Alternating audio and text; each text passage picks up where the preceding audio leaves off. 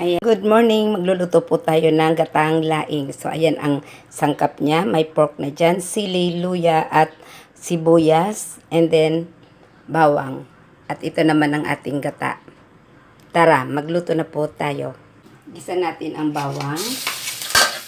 Sunod ang sibuyas. Sunod ang luya. At isunod natin ang pork. Lagyan din natin ng paminta.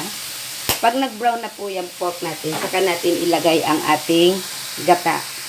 Lang po natin mag-brown yan, saka ko ilalagay yung gata. Lagyan ko na din yan ng asin para yung lasa ay kumapit dyan sa ating pork.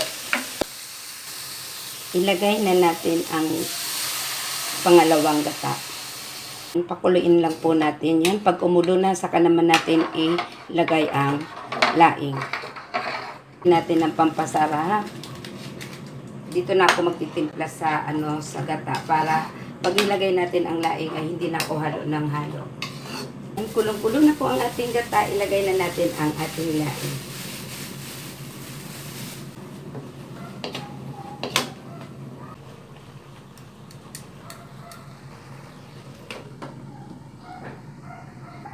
After 1,000 years, balikan natin ang ating laing.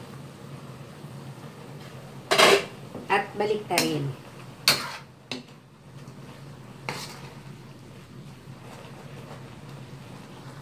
At ilagay ko na rin ang ating sili.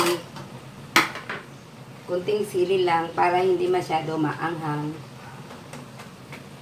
At takpan ulit. Ilagay na natin ang ating huling gata. Kakang gata po yan. So, hindi ko na po yan haluin. Hayaan ko na lang po siya na ganyan. Ayan, luto na po ang ating laing. Thank you for watching. Bye-bye and God bless us all.